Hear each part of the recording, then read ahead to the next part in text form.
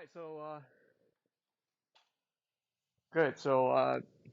Going to kind of turn the leaf to a new chapter of the class, one that's sort of going to do a little bit more kind of optimization, especially on graphs. Not as much emphasis on this P versus NP as in the past few weeks, although that's still always going to be lurking in the background. So today's topic is spanning trees. So let me explain at least some historical motivation for this problem, as I understand. This is All right, so once upon a time, soon after we discovered electricity, we had to actually hook up houses to electricity. Okay, so they would think about, okay, how do you actually hook up all the houses with wires while using the minimum amount of wire? Okay, so here I've elaborately drawn 9 houses. And in yellow, I've drawn like places where you could place some copper wire to transmit electricity. And the goal is to connect all the houses with each other while using the minimum amount. So you can choose out of the yellow edges. And let's say the amount of wire is proportional to the length. So a short length on there corresponds to a short actual amount of wire. Okay, so this is the problem they're actually looking at, probably with more than 9 houses. But anyway. Okay, so if I wanted to, choose a subset of these yellow edges, so the whole thing is connected, but I want to use kind of the minimum quantity of edges. Which edges would you recommend I pick?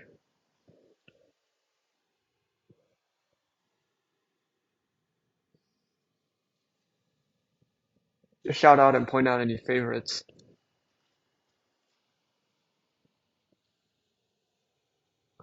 Okay, which one? Yeah, from here to here?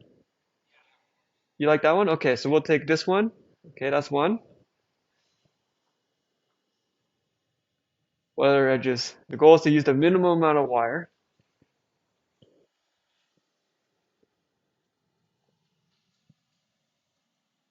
Let me number the houses.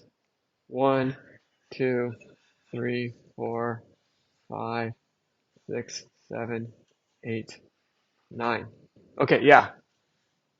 You had a suggestion? Yeah.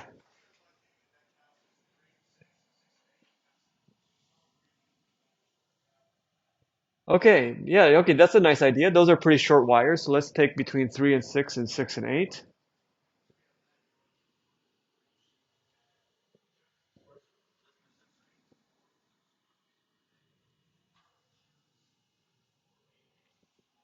Yeah, wait, back up. The smaller between what and what?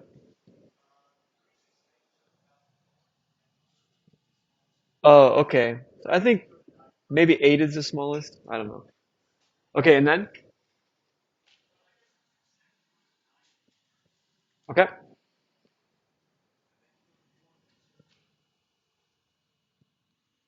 Okay.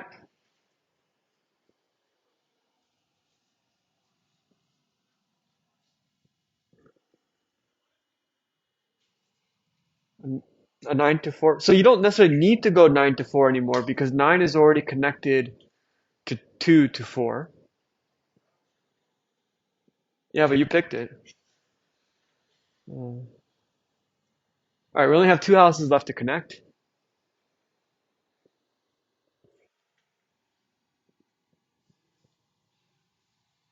All right. That seems shorter. Yeah, it's a little ambiguous. It's okay. It's not that important. All right, and now we just have to connect 5. All right, 5 and 2. Okay. All right, so at least that does connect all the houses together. That much we can agree. Um, can you improve this?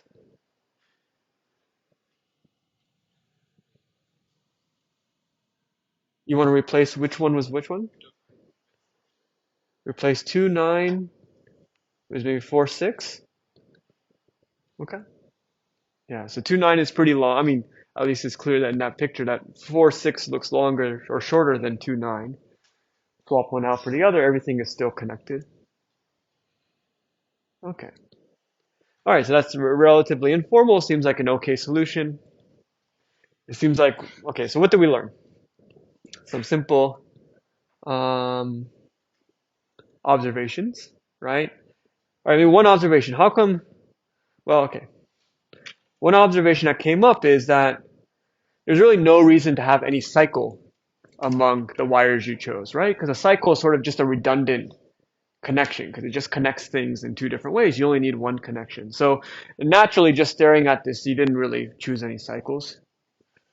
Another thing is that I know we seem to lean towards the shorter wires, just like given two choices, we always choose a smaller one.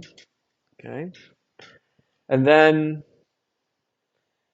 well, maybe one thing is that, how do I know I'm kind of done? Well, one way is like if I look at any unused wire, right, there's going to be some other path that connects the endpoints of the unused wire. And also kind of interesting is like in that picture, so there's some path that connects the two endpoints of that purple edge. And every little edge along that path is smaller than that purple edge. The whole path might be longer, but the individual edges are all smaller. If there was some like intermediate edge in the middle that was bigger, then actually we could remove the intermediate edge and drop in that purple edge and get a better solution. Okay, so that's just three simple, maybe intuitive observations that we probably all felt working through that example. Okay, so let me formalize this model. And what we're going to try to do, put some graph terminology on it. So everything today is going to be an undirected graph. Okay, and so let's say you have some subset F of edges. Okay, so, oops. First vocab word is a circuit. A circuit is a walk that starts and ends at the same vertex in the graph. The arrows are slightly misleading because it's undirected graph. I was just trying to show, you're actually walking around. Okay, so that's a circuit. We found that in that previous exercises, circuits were excessive. We never needed to have a cycle or a circuit. Okay, so a forest is any set of edges that doesn't contain any circuits. So it's going to look something like this. I'm guessing many of you know what a forest is before because it's kind of come up implicitly already. Okay, so a forest is any set of edges that doesn't contain any circuits. And the final definition is that a tree is a forest with one connected component. Okay, so there's a forest with, I don't know, 4 connected components. There's kind of 4 connected blobs. But if I added a few more edges, now we'd have a tree. Okay. All right, nothing too big a deal. I'm just introducing some terminology. These definitions maybe you haven't seen before, but they're actually quite related. So this has to do with spanning. Okay, so let's let S be some set of edges. Here I've drawn S to be a tree, but it doesn't have to be a tree. It could just be arbitrarily complicated. Okay, so let's let S be a set of edges and E another edge. I say that S spans E if it already connects the endpoints of E. Okay, so in this picture, E is in blue and S is the red edges. And the endpoints of the blue edge are already connected by some path in red. Okay, so in that sense, S is set to span E. Okay. Sometimes we use this notation. The span of S is the set of edges spanned by S. And we might say S is completely spanning, like it spans everything. And we're just saying short S is spanning if it spans every edge. Yeah. Yeah. So maybe that if the entire graph looks like this, the red edges plus the one blue one, everything is actually still spanned.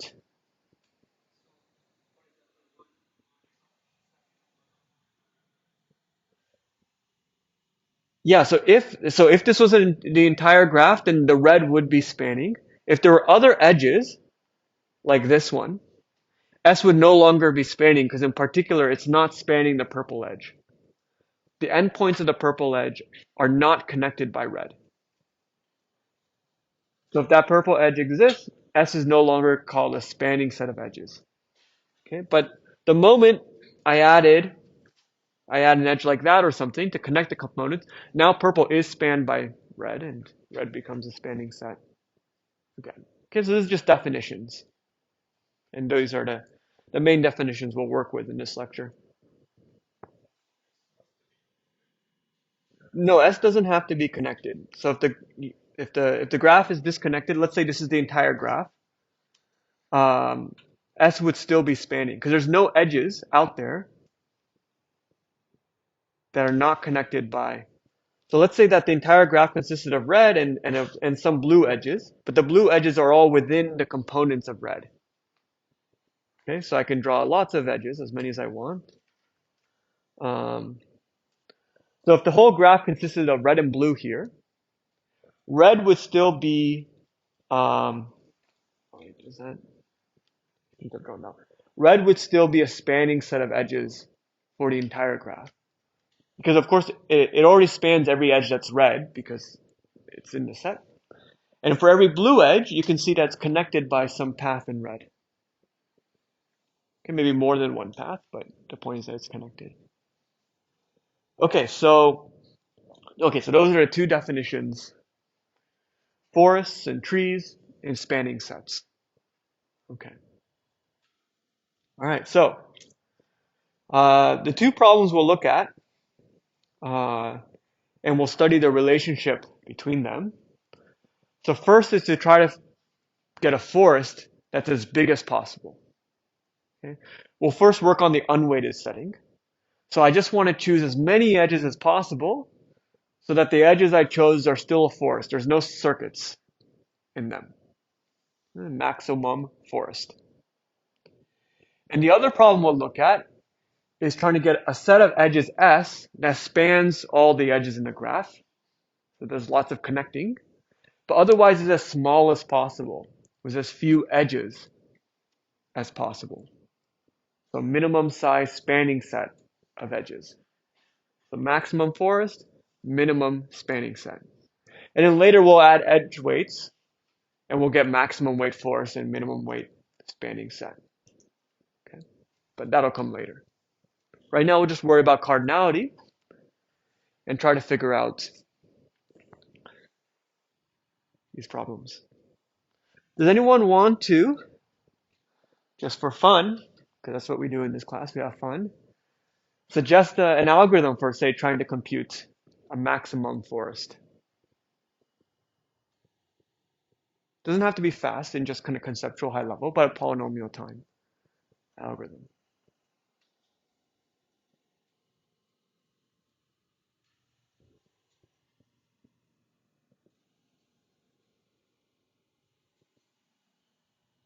Yeah. They're all unweighted. They're just maximum cardinality, yeah.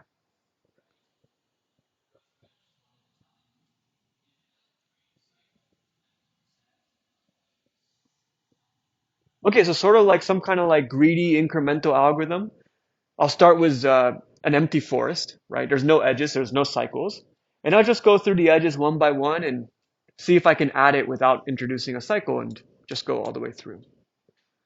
So at the end of that, it's not clear you'll get a maximum forest, but you will probably get a maximal forest, a locally maximal forest in the sense that whatever edge set you end up with, you can't add any other edges to it. Okay, so that I think is relatively clear, because if you could, you would. The only thing is, maximal does not imply maximum. Maybe there's some way to subtract one edge and add three more or something, right? So a greedy algorithm might get you, or this kind of straightforward idea may clearly get you a maximal solution, a locally good solution. You can't add one more edge. But it's another thing to try to demonstrate that it's a globally optimum solution. That's sort of the point of emphasis of this class. What about for spanning set of edges? Suppose you wanted to compute a minimum size spanning set of edges.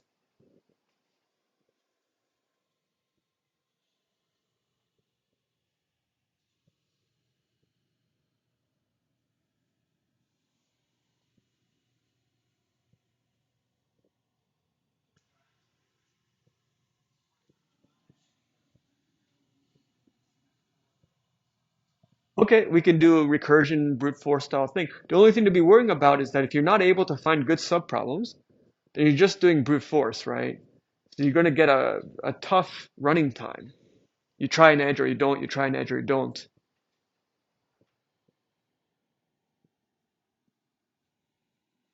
Yeah.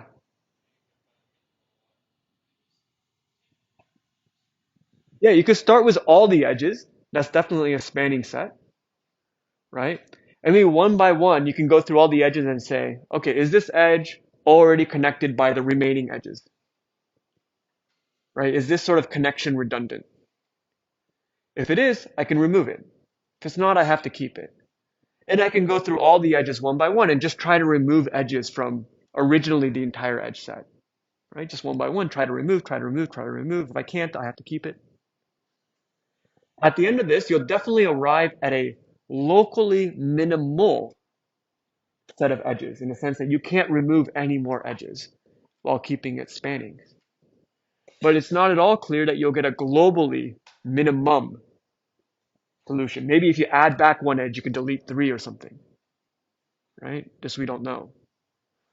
So at some level, that's part of the question underlying these problems is what's the difference between minimal and minimum, and can we argue that maybe minimal is equal to minimum and stuff like that. All right. Okay, so one thing actually kind of interesting, and why I'm presenting two problems and not just one, like other lectures may only focus on trying to get a maximum force, is that we're actually going to get the problems to play off of each other. So let me explain. Let's start with a case where G is connected. So there's just one connected component in the graph. Okay, so that means that, yeah. Okay, so here's our lemma. Let F be any forest, and let S be any spanning set of edges. Okay. One claim is that F can only have at most n minus 1 edges. The other claim is that S must have at least n minus 1 edges. In particular, S always has more edges than F. Any spanning set always has more edges than any forest. All right, so we can take this piecemeal. Of course, I have slides set up next, but does anyone want to, just for fun, again, that's what we do, anyone want to suggest, trying to argue that any force can have at most n minus 1 edges? I think there's probably many ways to make the argument, besides the one I have coming up. So I want to argue that any forest, any set of edges with no cycles, can only have at most n minus 1 edges.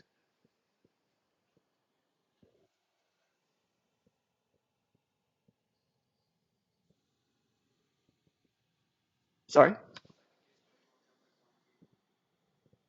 Oh,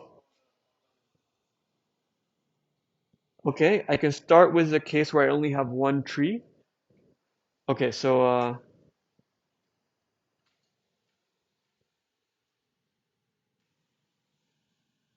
I have a tree. Okay, and then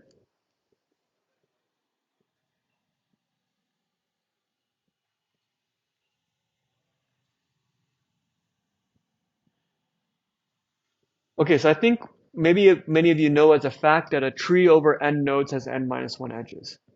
Okay, how do I now address any forest?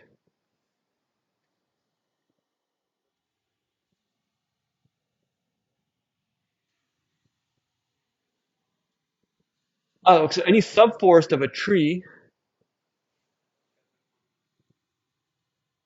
you delete one edge. Uh, okay, but Uh, Conversely, is every forest a subforest of a tree?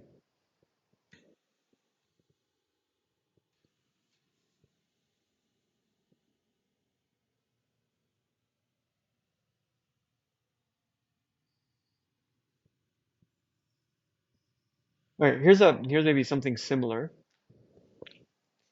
As opposed to starting with a, I'm going to go in just the opposite direction. So instead of starting with an arbitrary tree and removing edges, which will recover some but not all forests, what we'll do is we have some forest in mind, but we'll start with an empty set. We'll add one edge at a time from the forest back to this empty set. Okay. And what we'll do is we'll count the number of connected components with those edges. So initially, when F is just empty, so you have n vertices just sitting by themselves, you have n connected components, right? And if I add one edge, now how many connected components do I have?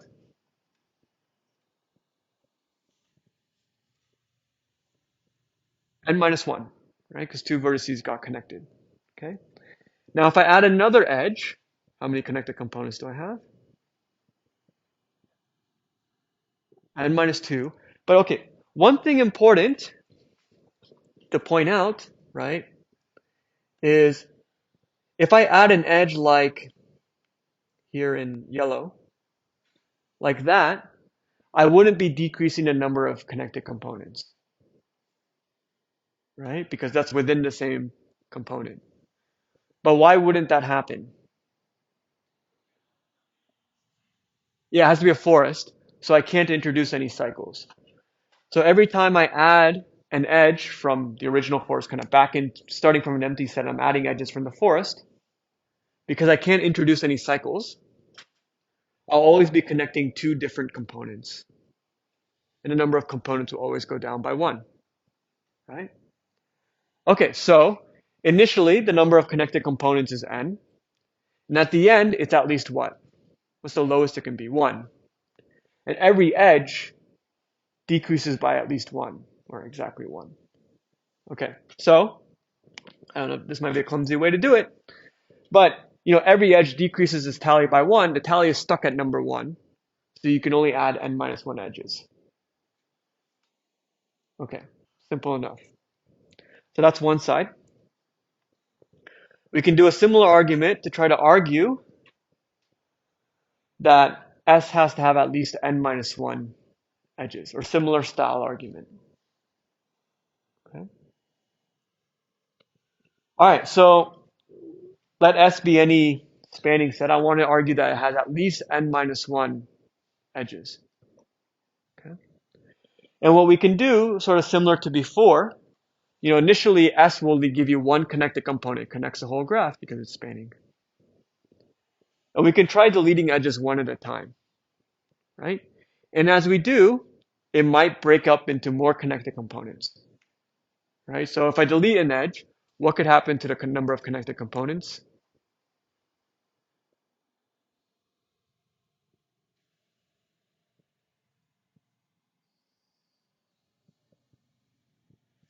Yeah, it could stay the same or it could increase by 1. So if it's like, the one I've drawn here that's right in the middle, that'll increase the number of connected components by 1. But if it's like some edge, deep inside here, that might not create a component because there's already redundant connections. Okay. So, but deleting an edge will increase the number of connected components by at most 1. So the tally goes up by at most 1 each time. Now, by the time I delete all the edges, what's the tally at? How many connected components will there be if I delete all of S? N, because all the vertices will be by itself. So that means I have to increase the tally n minus 1 times, and each edge increases the tally by at most 1. So there has to be at least n minus 1 edges to be able to increase the tally n minus 1 times. It's just counting connected components, and you get these simple inequalities. Okay.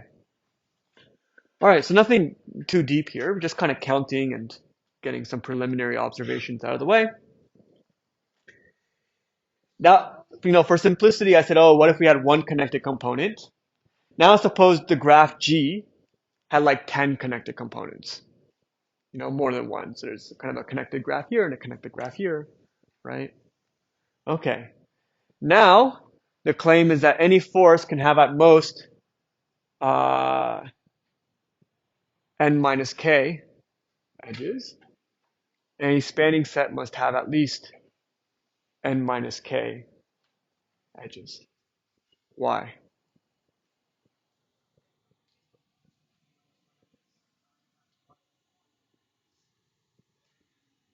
Oh, okay. All right. Okay, so that argument is like something like, okay, that's interesting. So let's say k is 3 for simplicity.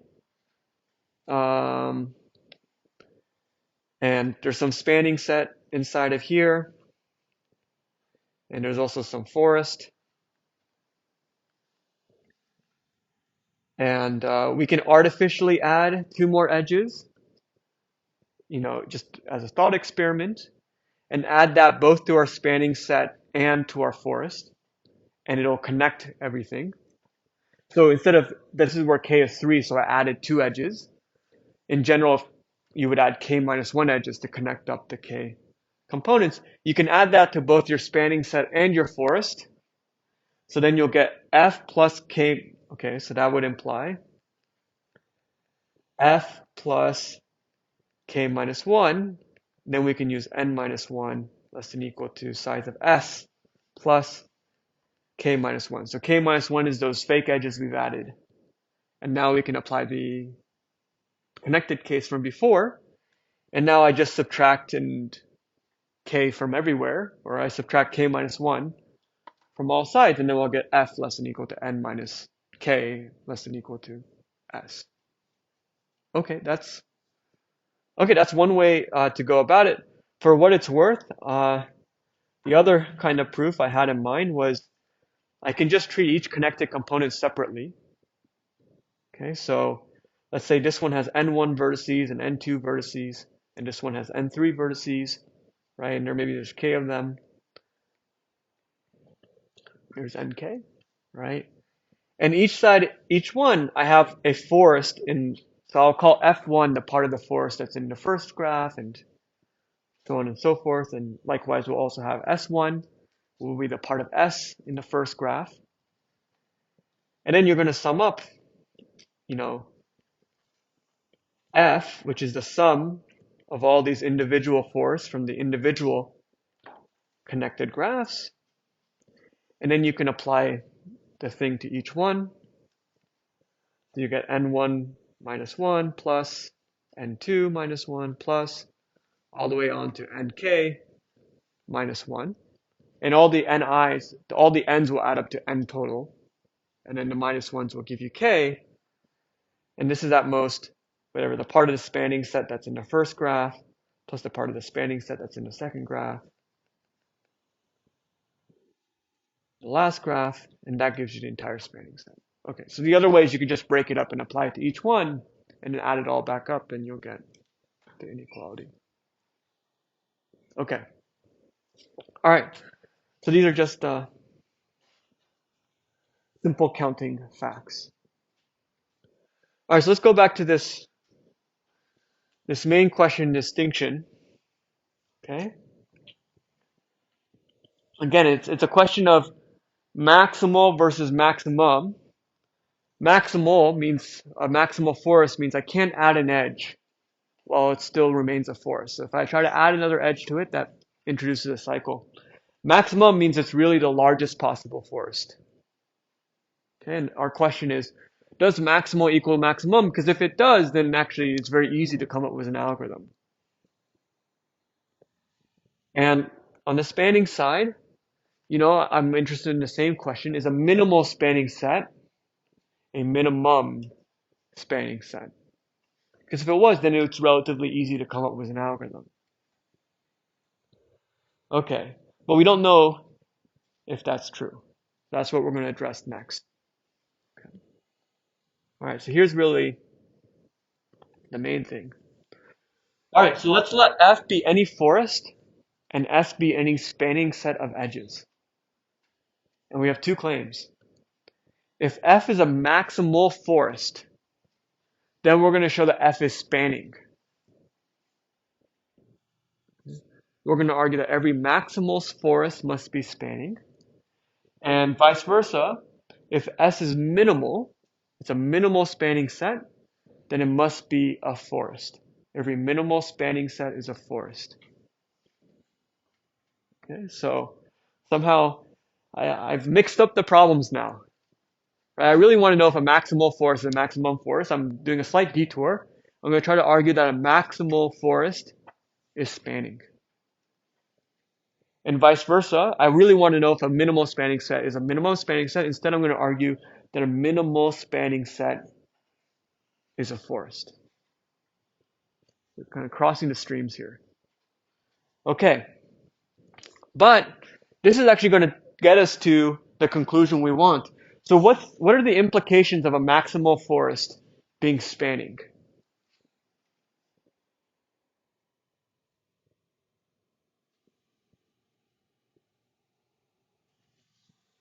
Sorry? Yeah, so it connects all edges.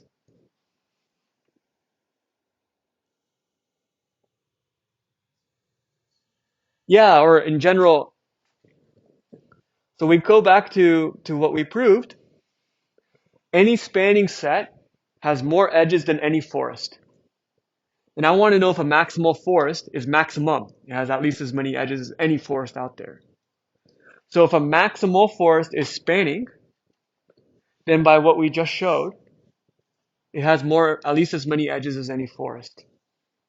So then a maximal forest is a spanning set and thus a maximum spanning forest thingy.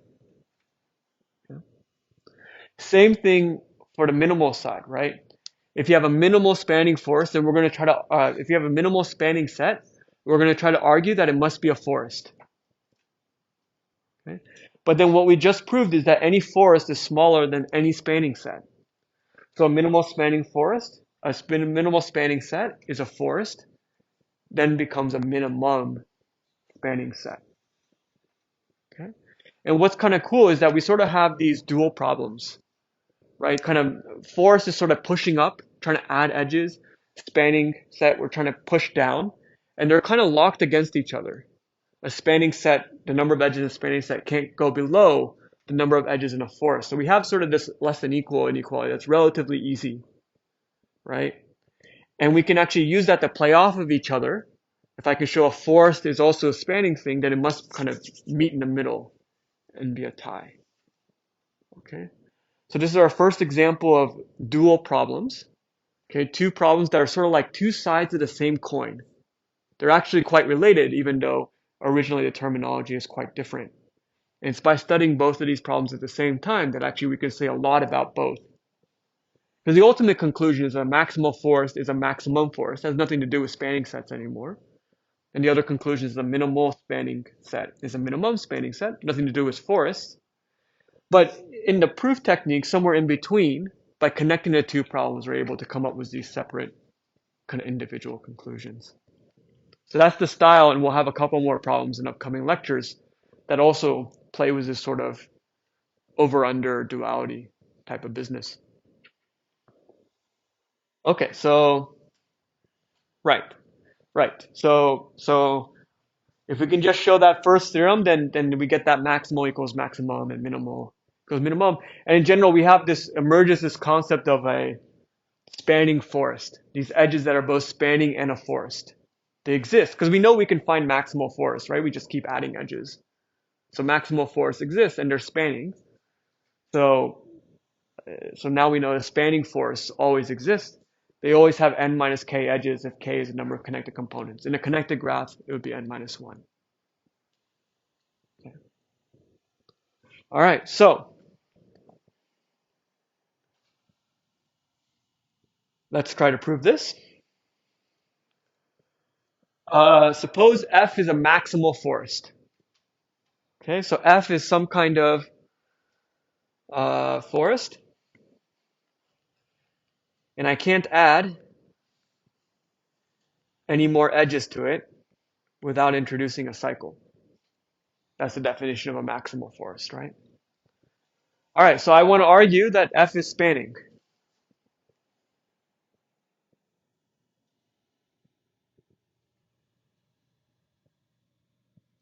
Okay, so if F is spanning, then any edge must already be connected by F. Okay, so how do we do this? How would we write out kind of one sentence at a time? Yeah.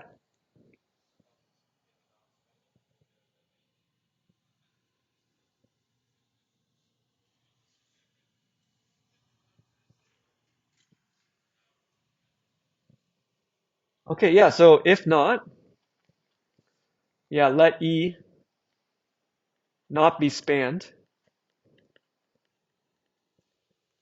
right? So uh, that means that if I added, E is not connected, the endpoints of E is not connected by F, right? So E cannot look like that because that would already be connected. So that means the endpoints of E must be in two different connected components of F. If they're in the same connected component, then that would mean they're spanned, right? So if not, and there's some edge that's not spanned, then there are two separate connected components, and there's no cycle introduced by adding E. Okay, so any edge that's not spanned will let you grow the forest. Simple enough. Okay, so in fact, it's hardly a proof at all. It's almost just definitions. Okay. All right, so maximal forest is spanning. All right, conversely, let's try to argue that if S is a minimal spanning set, then S is a forest.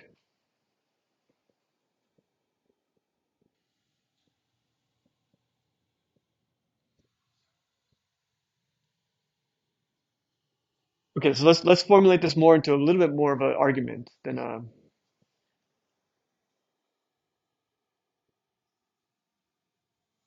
just practice kind of articulating. Yeah. Okay.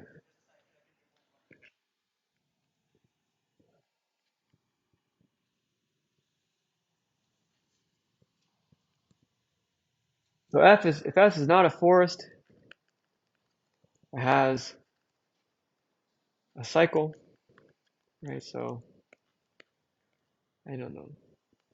There's S and it has some cycle. And if I look at any edge in this cycle, like this one here, and I remove it, right? Like this connection is redundant, right? So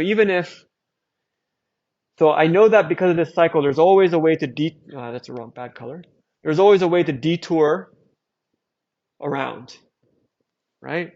So even if I thought I was originally interested in a path like this one that used the purple edge, but if I deleted the purple edge, I can use that detour to reconnect on the other side.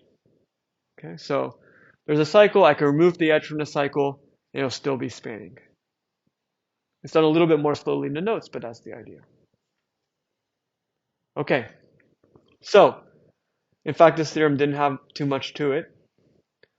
But in conjunction with the fact that we did earlier, that the size of any forest is at most the size of any spanning set, it gives us everything we need. Okay, that every maximal forest is immediately a maximum forest. Every minimal spanning set is immediately a minimum spanning set, and they're both like spanning forests. Okay, so it turns out this problem is very well behaved. Partly well behaved because they're dual to each other and they play off of each other so nicely. Okay, any questions? We're going to do the weighted case next.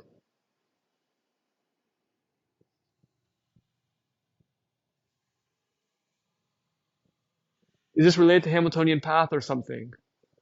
Um, well, not immediately. What would Hamiltonian path and this have in common? Well, maybe it's also a good question, right? Yeah, I mean, look at the differing nature between, okay, so Hamiltonian path wants a path to connect everyone, right? So that's sort of like trying to connect up a town to some extent, although it has to be a path. And a spanning set is just trying to get a minimum cardinality set of edges that connects everybody, right? So Not a big difference. It's just a Hamiltonian path restricts it to be a path is the only difference in an undirected graph, for example. Uh, and somehow the problems are completely different. I mean, computationally, right? So we now know that simple greedy algorithms, like building out a maximal forest, which is pretty easy, will get you a minimum spanning set. So you can just, as described earlier, just keep adding edges and see if it works. And you can make it a little faster with data structures. Whereas Hamiltonian path, as we know, is super tough. So something happened there in that path requirement, not the connectivity requirement. It's the path requirement that seems to make Hamiltonian path so tough. Yeah.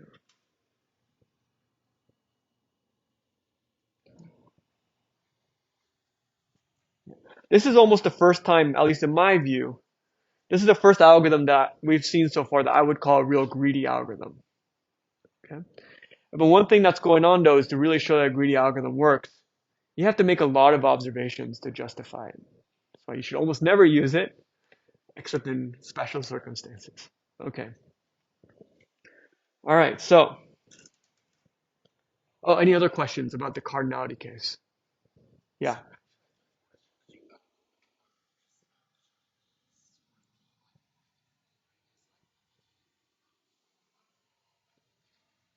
Yes. So it's a combination of two things. So not only the theorem, but also this fact that we proved. Okay, so we did this counting argument that said that any forest has at most n minus k edges, any spanning set has at least n minus k. So in this context, that means we already know that the size of f, is at most the size of S. So that we've already shown. Okay? For any spanning set S and any forest F. So now let's take, okay, so suppose I want to prove this one, maximal forest or maximum forest. Okay? So let's let F be a maximal forest. Then the theorem says that F is also spanning. Okay? But above, we showed that any spanning set is bigger than any forest. So as soon as the forest becomes spanning, that also certifies the forest to be maximum. It's at least as big as any other forest. And it's something similar in the other direction. Yeah. So it's by showing that it's a feasible solution for the dual problem that optimality comes immediate. So it's really about two problems working together to clarify each other. Okay, good. All right, so let's now move on to the weighted versions of the problem. So I want to get a maximum weight forest or a minimum weight spanning set of edges. We now know that, and I'll assume the weights are positive. Okay. We now know that both solutions will arrive at some kind of maximal forest or minimal spanning tree. You know, which edges may depend on the weights, but you still want to add as many edges as possible or remove as many edges as possible. So the optimum solution will always be a spanning forest. The only question is how to deal with the weights. But the solution will still be a spanning forest. To simplify things, I'll assume the graph is connected. And we'll just worry about trying to get a spanning tree. Okay? Whatever algorithm we develop for a graph that is connected, you can just apply to separate connected components of a disconnected graph. Okay, so we're going to assume the graph is connected for simplicity. I'm also going to assume all the edge weights are distinct to make things a little bit simpler. Okay, but it's not so hard to see why it would also work even if there were ties. Okay, one kind of silly way is to imagine tweaking the weights by like the slightest amount just to break ties, but not significantly changing the solution, which is like kind of breaking ties consistently. Okay. All right, so I'm going to assume the edge weights are distinct and G is connected, and my goal is to either compute the maximum weight forest or the minimum weight spanning set. And just because of convention, most textbooks will focus on the minimum weight spanning tree problem. Okay, so that's what we'll do. I have to choose one. So I'll do minimum weight spanning set of edges, which is going to be a spanning tree. Okay, so our goal is to compute the minimum weight spanning tree in a connected graph. All right, everyone looks super excited. All right. Okay, so we're actually going to present like 3 different algorithms for this problem. There's lots of ways to do it, but my goal is to try to present it from a point of view where they're all going to be correct for the same reason, so that we don't have to analyze them all that painstakingly different. Okay? So the analysis is all going to be based on this notion of good edges. Okay, so let me define what a good edge is. So an edge E is good if for every set of edges F that spans E. So any set of edges F that spans E, okay, the weight of E is less than the maximum weight in that set F. Okay, so that means there's some edge, like maybe this one, where the weight is bigger. Okay. All right, so that's our definition of a good edge. Okay, for any other way to connect the endpoints, there's going to be at least one other edge bigger along that path or walk. Okay. All right, so why are good edges useful? All right, so the following conditions are equivalent. 1, an edge is good. That's condition 2, actually. Or every minimum weight spanning tree contains that edge. Okay, so we're going to try to argue that an edge is good by that previous definition, if and only if every minimum weight spanning tree contains that edge. Because this is great, right? Because then if I know that every minimum weight spanning tree contains every good edge, one algorithm is to try to identify good edges and add them in and see how far that takes us. Okay. All right, so is the claim clear?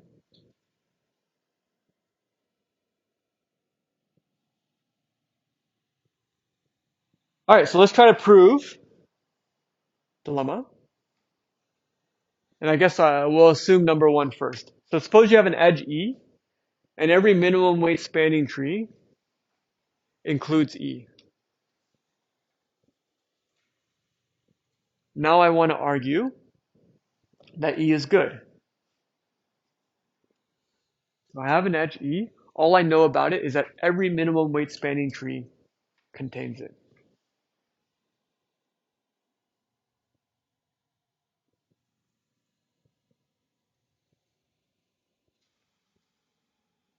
How do I argue that it's good?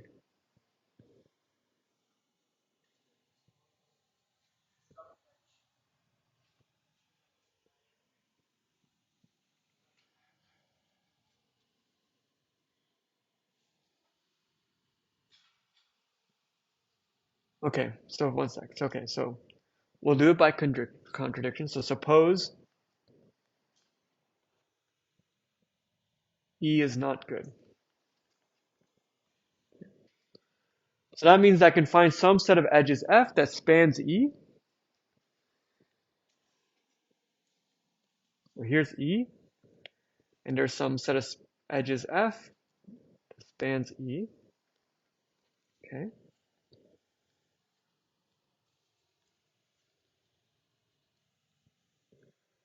Where the weight of every edge in F is smaller than the weight of E.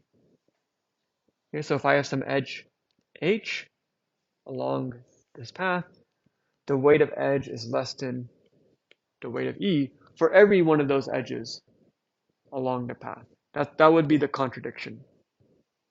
Okay. All right, so now where do I go? from here.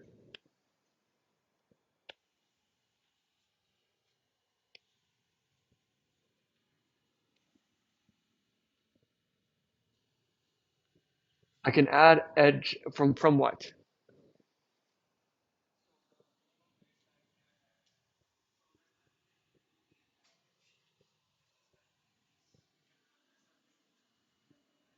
Okay, so let's fix a minimum weight spanning tree that includes E or something, right? Let me draw this a little differently.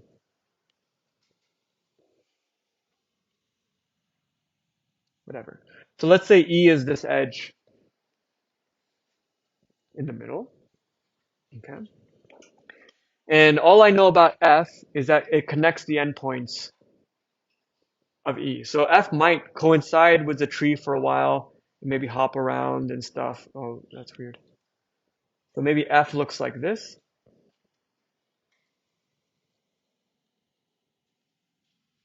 It could be something like this, right? All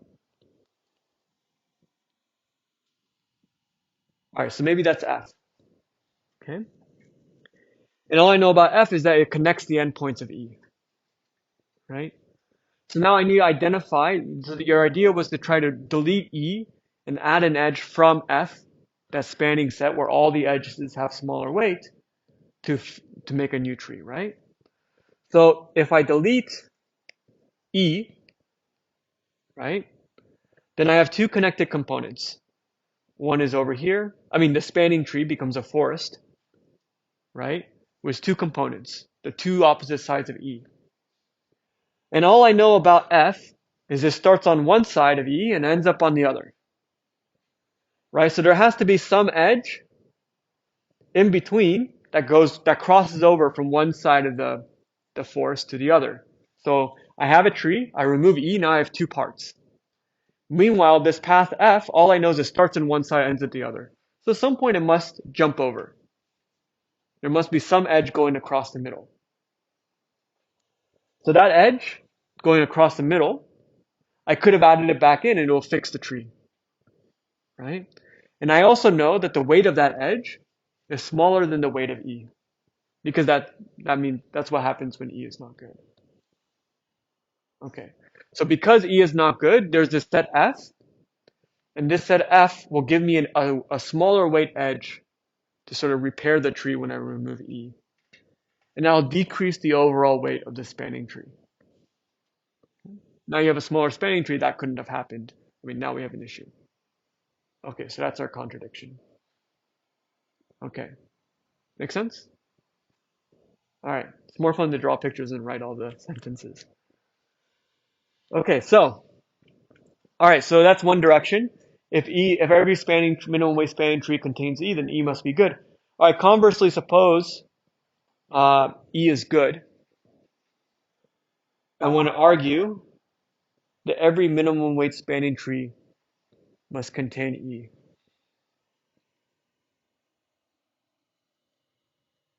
So E is good. Whenever I find a path connecting the endpoints of E, E is smaller than some edge on that path. That's the definition of good. And now I want to argue that every minimum weight spanning tree contains E.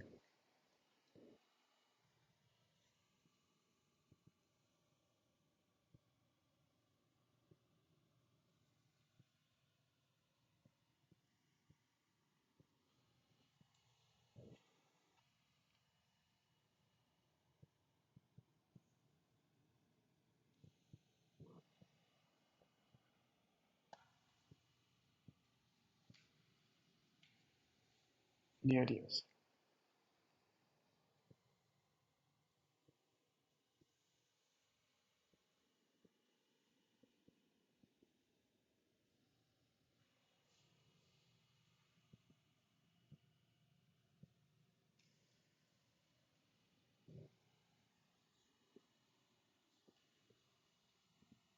Oh, yeah, okay. Yeah, so suppose not, right? Suppose we'll do it by contradiction. Suppose one is false. So then, as you said, suppose you have some spanning tree out there that's a minimum weight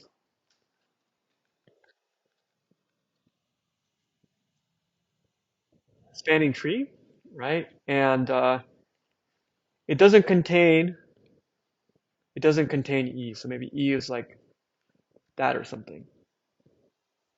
It's not a great line, is it? Okay, so maybe E is like that. So E is your edge that's not in a minimum weight spanning tree. Okay? So this is supposedly a minimum weight spanning tree that doesn't contain E, and all I know about E is that it's good. All right, so now where do we proceed?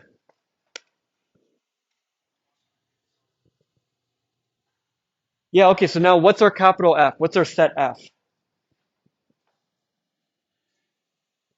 Tree. Even more precise, specifically. Sorry? The cycle, the path in the, okay, you mean the path in the tree? So what is F? So I give you a tree and I give you E. So I want to find F, capital F. What should that be?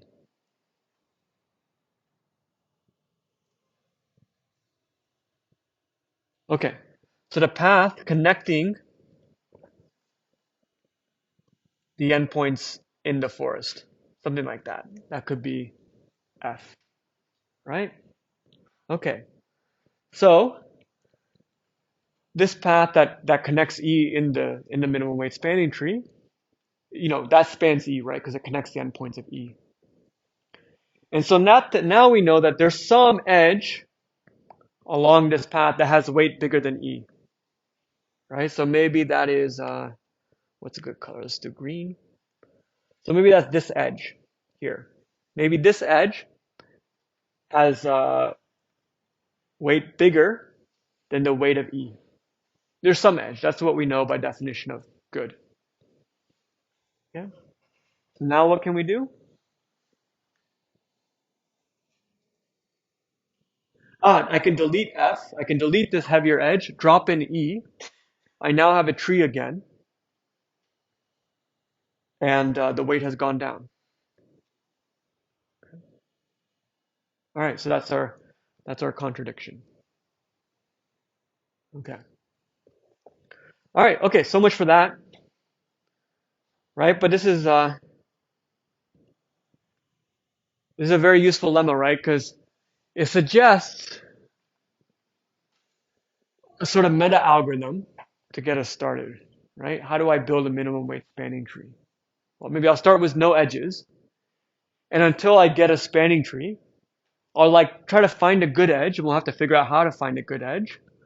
But I'll just find a good edge and I'll add it, and I'll add it, and I'll add it. I'll just keep adding good edges. Okay. If this terminates at a spanning tree, then I'm done because I have a spanning tree and they're only consisting of good edges, which have to be in every spanning tree. So now I have n minus 1 good edges, which must be the entire spanning tree. In fact, if this algorithm terminates, that means there's a unique minimum weight spanning tree because you filled it up with n minus 1 good edges, and those good edges are in every minimum weight spanning tree. Okay. So, so we want to try to argue that this algorithm will terminate, and you can always find a good edge to add to your tree. Okay? So all the algorithms we present will implicitly be of this form. If it follows this form and it terminates as a spanning tree, we already know it's correct. That's what's great about it. Okay. All right, this text is a little bit small. What we need now is, how do you find a good edge? What is a certificate for a good edge, right? You've already taken some edges, you want to find another good edge or something.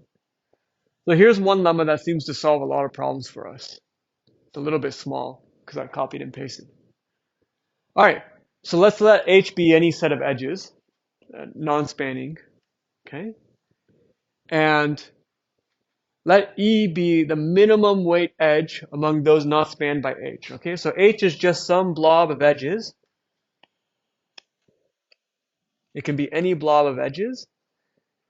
And now there's some edges that aren't spanned by the blob, right? So all these edges in blue are not spanned. This lemma says whichever of those unspanned edges has minimum weight is definitely good. So whichever of these edges has minimum weight is definitely good. Make sense? Okay. All right, so that's the claim. Give me any set of edges H, give me the minimum weight edge that's not spanned by H, that edge is good. It's a relatively simple way to identify good edges, or relatively general at least.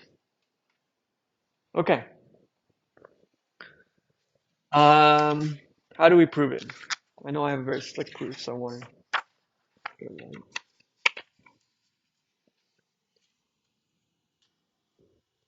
Okay.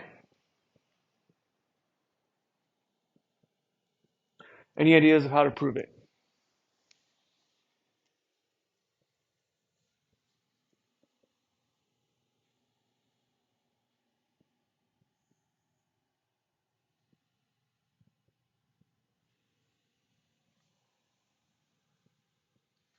All right, I'll get us started. So suppose I have some set F like before that spans E. Okay. I want to show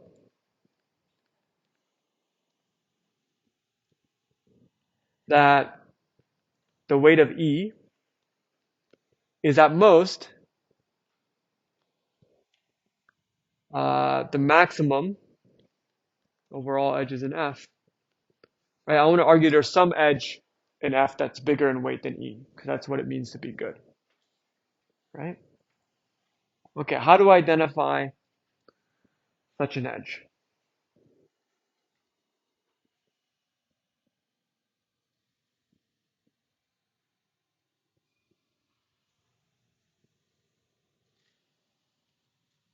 All right, so what do I know about it? I know that F spans E, right?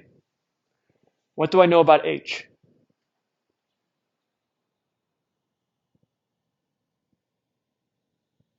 In relation to E? H doesn't span E. So F connects the endpoints of E, but H doesn't. Okay, so H doesn't span F, doesn't span E. That implies that F is not a subset of H. If F was contained in H, then H would also span E, right? So F is not a subset of H, right? So let F be any edge that's not in H out of F, right?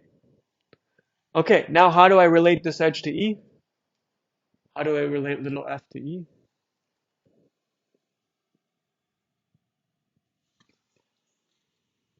I should be actually a little bit more clear.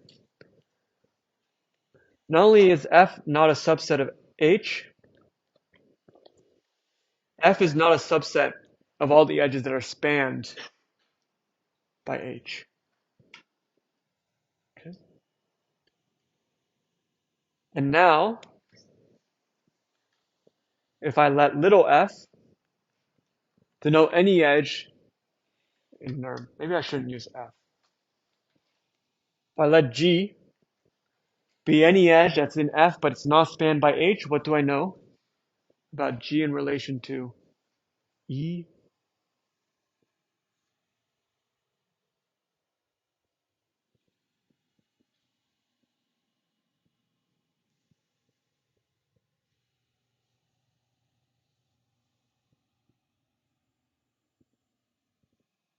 So G is not spanned by H, just like E is. And E was chosen to be the minimum weight edge that's not spanned by H.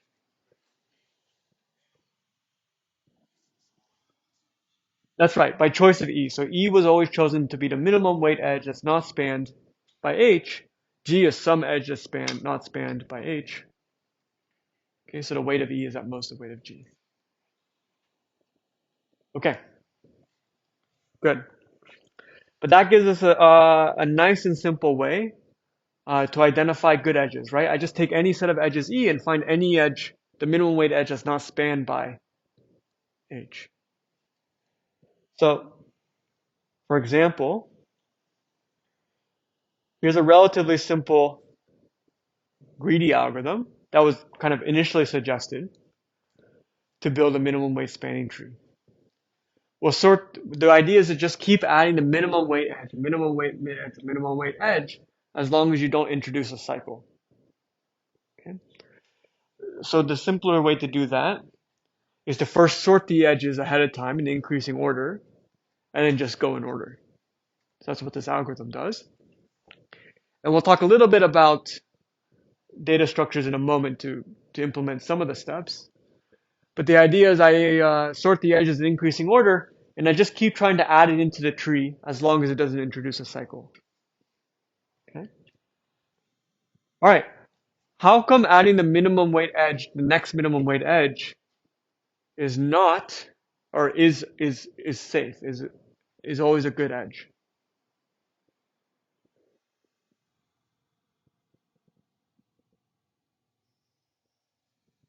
So in the middle of the algorithm, I have like a forest, right? I've built up a few edges, and we're adding the next minimum weight edge that's not, doesn't introduce a cycle.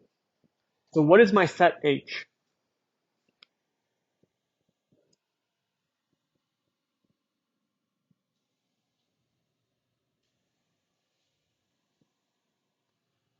So the set H will always be the forest we have so far, because we just keep adding the minimum weight edge that's not spanned by what we've already taken. Okay, so this algorithm is just kind of directly following this lemma, where I just repeatedly add good edges. So the greedy algorithm works because it's always adding good edges. Okay? This also actually shows that if the edge weights are distinct, there's only one minimum weight spanning tree. It's whatever this algorithm outputs. And it's filled with good edges. Every edge is good. Okay. How about another algorithm? Here is sort of a parallel algorithm. So let me try to explain it. So originally, we have a bunch of vertices, right? And they're just by itself because I haven't added any edges yet. And each iteration, each vertex is going to do the following. Okay? So this vertex here is going to look at all the edges it's connected to, and it's going to pick out the minimum weight edge. Okay? And every vertex is going to do that. So this vertex will also look at its incident edges and pick out the minimum weight edge. This vertex is going to look at its incident edges and pick out maybe it's the same minimum weight edge. So every vertex will pick one edge. Okay? So that's going to add a bunch of edges, but it's not necessarily going to give you a full tree because a lot of vertices might be picking the same edge. Okay? But what we'll then do, so let's say that you picked out, a couple edges like this.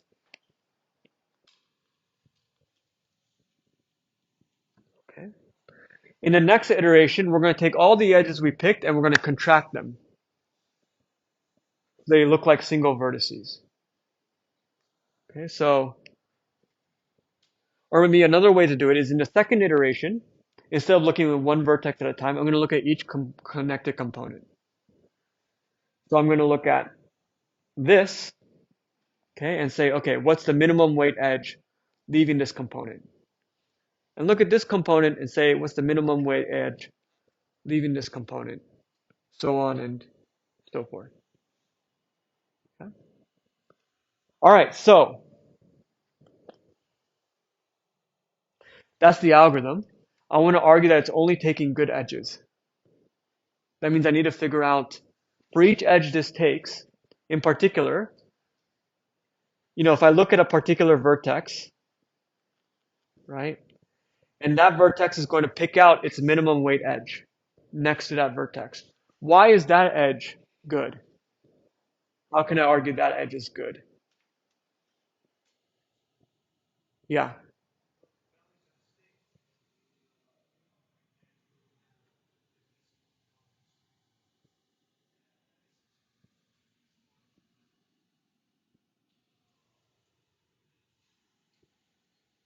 Yeah, so what I want to do though is I want to, just for kind of to put some kind of conceptual cohesion, I would love to appeal to this lemma, which is saying if I can find some non-spanning set of edges with respect to which every edge I take is a minimum weight non-spanned edge.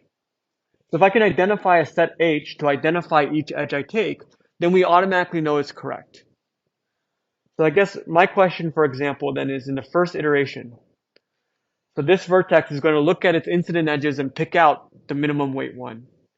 How can I reframe that in terms of H? What would H be for this case?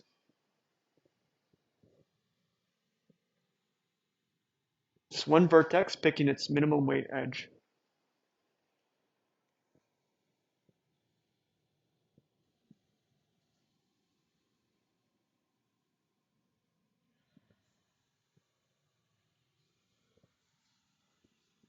Yeah, or the other edges. H will be edges. So whatever's the rest of the graph, all around it. I'll just throw all the other edges in the graph except for the edges incident to that vertex.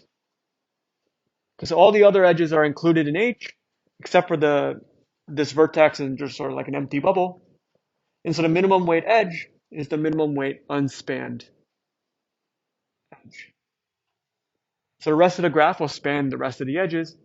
The only edges that aren't spanned are the ones incident to that graph, edge vertex in the middle. And we're choosing the minimum weight one. Okay.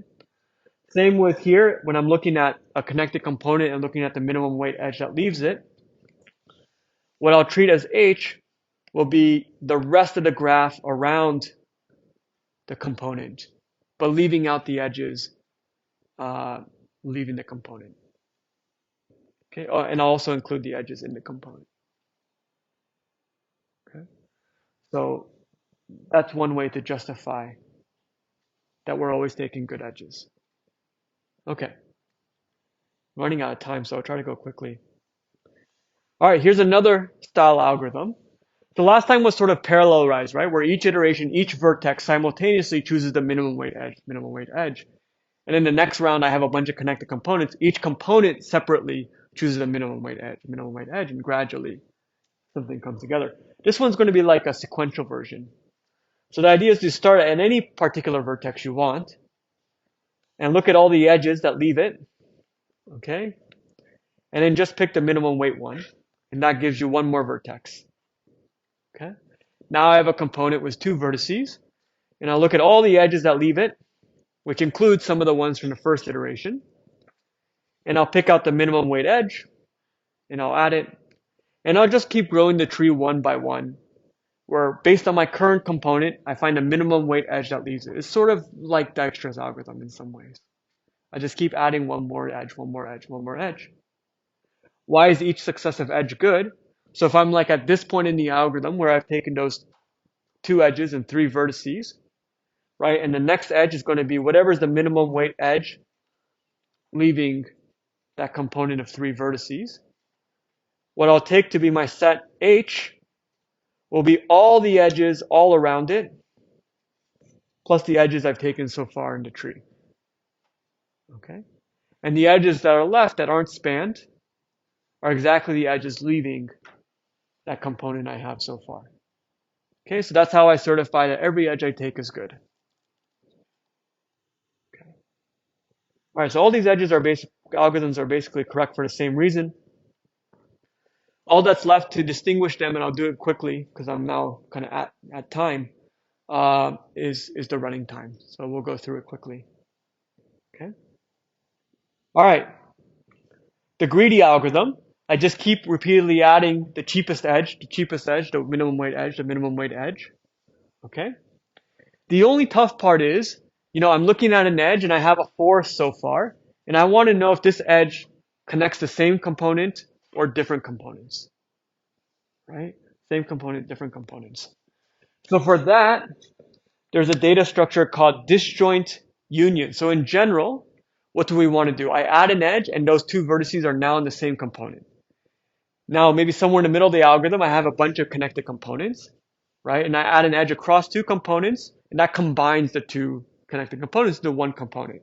So you could think of that as like, oh, I have a bunch of sets. It starts with every vertex in its own set. Each iteration, I combine two sets into one new set. Combine, combine. So I'm taking unions of sets. And as I do this, I want to pick out a vertex and pick out another vertex and say, are they in the same connected component already? Right? So I want to know if they're already in the same set. So that's what the disjoint union data structure lets you do. It really only has two operations. Well, I guess three. But the main ones are take two sets and combine them, or take 2 points and find out if they're in the same set. Okay? It turns out you can do this really fast, where if you do m total operations and there's n elements, you do m plus n times what's called the inverse Ackermann function of n, which is like the slowest possible function in the world. It's almost a constant, but not quite. Okay. So what you can do is you can drop that in here, and you can keep track of your connected components so you can figure out if you can add an edge or not. Almost done. All right, the parallel algorithm is the simplest to implement, and actually in practice maybe the fastest. But remember, the first iteration, I just find the minimum weight edge incident to each vertex. The next iteration, I find the minimum weight edge incident to each connected component. Okay. So maybe you just need to run a breadth first search to say, oh, this is component 1, this is component 2, this is component 3. And for each edge, you look at the endpoints and say, oh, is it in component 1 or component 2? And then for each component, you just make a list and pick out the minimum weight one. Okay. So it's easy to implement one iteration in linear time. How many times will this algorithm loop though?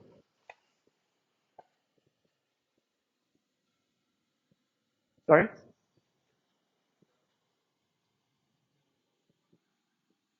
Yeah, so each time I'm kind of collapsing the connected components, but every time a vertex will connect with someone else, right?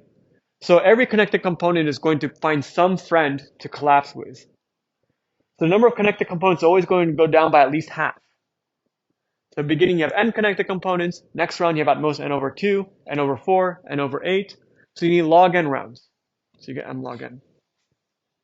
Last, but not least, is the search algorithm. So this is the one where you start at one vertex, you keep adding edges. Okay. So each round you just need to find the next smallest edge leaving the thing. Okay. So here what we can do is we can use those Fibonacci heaps from Dijkstra's algorithm. Right? This is the priority queue. We have keys and priorities. I know I'm going a little quickly. Okay. So the idea is as follows. So suppose I've already built out a spanning tree, right? And I have some edges that I'm looking at to possibly add on, right? So for each of these vertices that I haven't added yet to my spanning tree or spanning forest, I'm gradually building out, right? So these are vertices. So the vertex might be the key, and whatever is the minimum weight edge. So if I have like one edge of weight 1 and one edge of weight 2, the best way to get to V is to use the weight 1 edge, right? So I'll use that as a priority for V. So I have a Fibonacci heap where the keys correspond to vertices and the priorities correspond to the best edge that gets you connected to the spanning forest you have so far, which might be positive infinity if there's no edge yet. And this way you can keep pumping out the next one really, really fast. Okay. All right. You put all that together, and this is going to look like m log n because you have to sort some stuff at the beginning. The parallel algorithm is also going to look like m log n because you have log n rounds, each of which take linear time.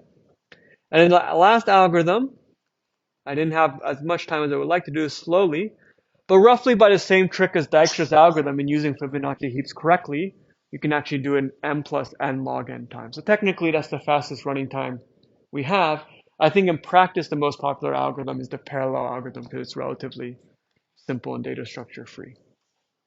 Okay, that's all I have. I only mentioned there's another problem called Steiner tree where the goal is not to connect all the vertices, but maybe some of the vertices.